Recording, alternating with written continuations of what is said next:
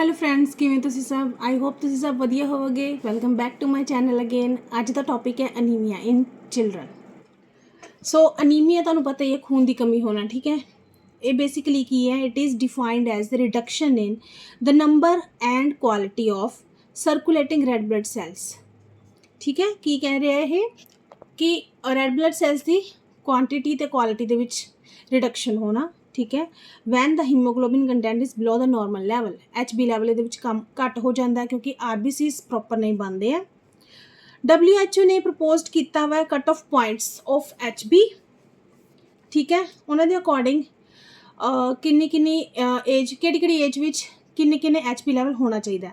So firstly आप देखते हैं चिल्ड्रन की गल करते हैं, जो 6 months to 6 years के बच्चे ने, ठीक है। उन्होंने 11 ग्राम पर डेसीलीटर HP होना चाहिए, ठीक है।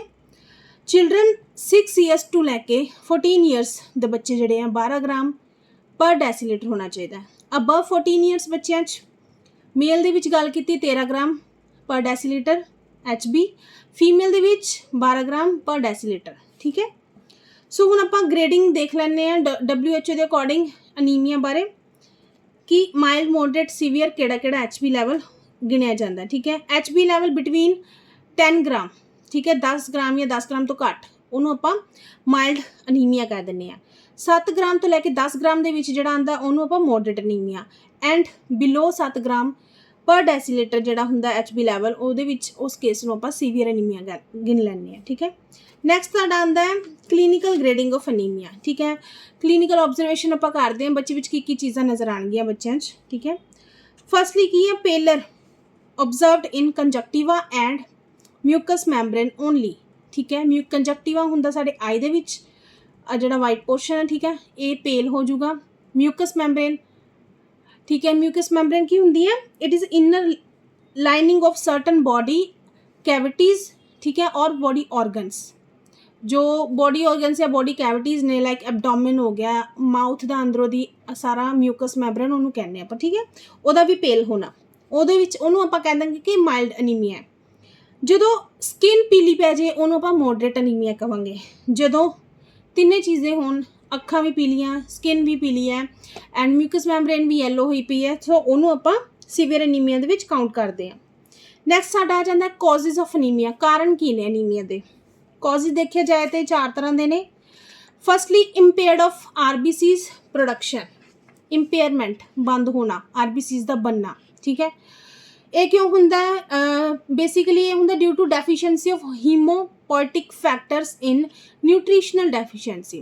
जो न्यूट्रिशन की कमी बच्चे हो रही होवे ना, उदों ये हीमोपोएटिक फैक्टर दे विच इफैक्ट पांदा है, उहदी कमी हुंदी है ब्लड दे विच, जिहदे करके RBCs की प्रोडक्शन बंद हो जाती होनी, ठीक है, जिन्हों आपां न्यूट्रिशनल अनीमिया कह दिंदे हां।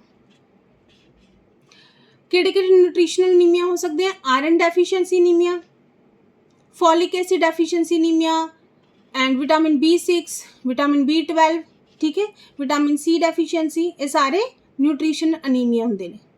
सैकेंड साडा रीजन आंदा increased destruction of RBCs, that is haemolytic anaemia, haemolysis होना, ब्लड का टुटना, RBCs का टुटना, ठीक है। ਇਹਦੇ ਵਿੱਚ ਆਪਾਂ रीजनस देख सकते हैं, इन्फैक्शन के करके हो सकता है, मलेरिया के करके, ड्रग्स, कुछ ड्रग्स होंदियां जिहड़ी कि हीमोलाइटिक अनीमिया कॉज करदियां ने, लाइक फेनाइटोइन, ठीक है, जिहड़ी सीजर दे विच काम आंदी है, सीजर्स फिट्स दे विच। पॉइजनिंग जिहड़ा कि लैड तो हो जाए तो उदों हीमोलाइटिक अनीमिया हुंदा है।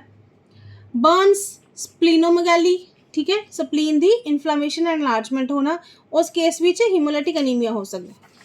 थर्ड वन रीजन साडा है इनक्रीज्ड ब्लड लॉस। जो हैमरेज होया होवे, ब्लड लॉस हो रहा बॉडी दे विचों, उदों आपां उहनूं हैमरेजिक अनीमिया कहने आ। एक्यूट दे विच आपां देख लैंदे आ, ट्रोमा दे करके हो सकता है, एपिस्टैक्सिस, नक चों खून बहना, ठीक है, ल्यूकीमिया, ब्लड कैंसर के कारण दे करके हो सकता है। नैक्सट आपां क्रॉनिक रीजन देख लीए, हुकवर्म्स, पेट दे विच कीड़े ने, ब्लीडिंग पाइल्स की प्रॉब्लम है, ब्लीड हो रहा पेशेंट, क्रॉनिक डिसेंट्री, पेशेंट नूं क्रॉनिक लंबे टाइम तो डिसेंट्री केस चल रहा है, डायरिया डिसेंट्री, मतलब ब्लड वाली स्टूल पास हो रही है, उदों भी यह हैमरेजिक अनीमिया हो जाता है। फोर्थ वन रीजन जिहड़ा है वो की है decreased RBC production. RBC production का बनना घट होना, ठीक है, जिन्हों आप बोन मैरो डिप्रैशन कह दें।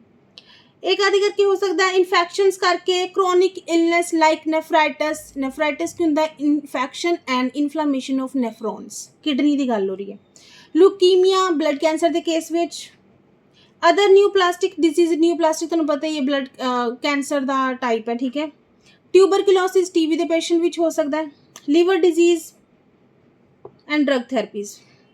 सो these four were only the causes of anemia. Next आप गल करते हैं क्लीनिकल मैनीफेस्टेशन, ठीक है, साइन एंड सिम्पटम्स जिन्हों कह दें। पेशेंट विच की फील होएगा जो अनीमिक होंगे पेशेंट। फटीग होएगा पेशेंट को, टायर्डनैस होएगी, लेजीनैस होएगा पेशेंट को, भुख नहीं लगेगी, एनोरैक्सिया जिन्हों कह दें। स्किन पेल होएगी, नेल बर्ड्स साडे पेल होने शुरू हो जाएंगे, ठीक है। Malaise, drowsiness, headache, vertigo, anxiety, shortness of breath on exertion, कुछ भी करता है पेशेंट, थोड़ा भारी काम करता है तो पेशेंट को शॉर्टनेस ऑफ ब्रैथ होंगी है। टैकीकार्डिया, हार्ट रेट का वधना, जॉन्डिस तक हो सकता है पेशेंट को, ठीक है। नैक्सट आप मैनेजमेंट देख लें की management uh.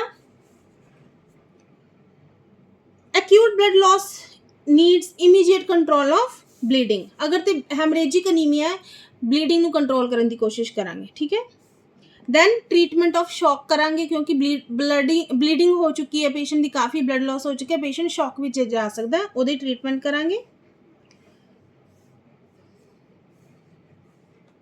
Anaemia due to excessive blood cell destruction requires the identification and treatment of specific haemolytic disorder. Haemolytic anaemia है ਉਹਦਾ ਆਪਾਂ ਚੈੱਕ ਕਰਾਂਗੇ, ਆਈਡੈਂਟੀਫਿਕੇਸ਼ਨ ਕਰਾਂਗੇ ਐਂਡ ਉਹਦੇ ਅਕੋਰਡਿੰਗ ਆਪਾਂ ਟ੍ਰੀਟਮੈਂਟ ਸਟਾਰਟ ਕਰਾਂਗੇ ਕਿ ਹੀਮੋਲਾਈਸਿਸ ਕਿਉਂ ਹੋ ਰਿਹਾ ਬੋਡੀ 'ਚ। Specific deficiency of iron, folic acid, vitamin B6, B12 should be detected and treatment to be done with the replacement therapy of specific nutrients। जिस चीज़ की कमी ब्लड ਦੇ ਵਿੱਚ ਆ ਰਹੀ है B6, B12 या फिर ਕੀ ਕਹਿੰਦੇ ਨੂੰ आयरन, folic acid, ਉਹਦੀ रिप्लेसमेंट थेरेपी शुरू कर देंगे। In case of bone marrow depressions, the specific cause like drugs or toxins to be identified, ठीक है। अगर bone marrow depression का केस है ਉਹਦੇ ਵਿੱਚ ਵੀ ਆਪਾਂ रीजन्स आइडेंटिफाई करांगे, ਉਹਦੇ अकॉर्डिंग स्पैसिफिकली ਆਪਾਂ ट्रीटमेंट स्टार्ट करांगे। नर्सिंग मैनेजमेंट लास्ट ਵਿੱਚ आ जाती है। नर्सिंग मैनेजमेंट 'ਚ ਆਪਾਂ ਕੀ ਕਰਦੇ, फर्स्टली ਤੁਹਾਨੂੰ पता ही है history take history, personal history, medical history, past and present surgical history सारी आप कलैक्ट करते हैं पेशेंट की। Chronic disease, presence of infection सारा कुछ आप देखांगे। वॉर्म इन्फेस्टेशन पेशेंट को पूछांगे कीड़े वगैरह तो नहीं आए, ठीक है, सारी हिस्ट्री कलैक्ट करनी पेशेंट तो। एक्सपोजर टू मैडिकेशंस, कोई मैडिकेशन तो नहीं लै रहा, कोई पॉइजन तो नहीं इनहेल किया, इंजैसट किया। डाइटरी हैबिट्स किवें दियां ने। बिहेवियरल प्रॉब्लम्स लाइक पीका तुहानूं पता ही मिट्टी खांदे बच्चे कई है ना, वो चीज़ भी पता लगावांगे। फैमिली हिस्ट्री लवांगे। दैन आंदा है नैक्सट फिजिकल एग्जामिनेशन दे विच आपां स्किन देखांगे, येलोइश स्किन, कंजक्टिवा है ना, mucous membrane.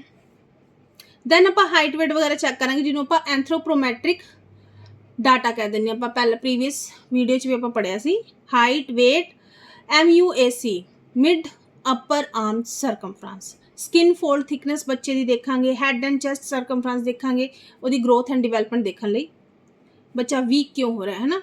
Vital science cheque करांगे, लैबोरेटरी इन्वेस्टिगेशंस चैक करांगे, ठीक है। लास्ट विच आपां नर्सिस की करदियां ने, नर्सिंग केयर प्लान बनांदियां ने जिन्हों आपां नर्सिंग केयर प्रोसैस दे विच इनकलूड करते हैं, ठीक है।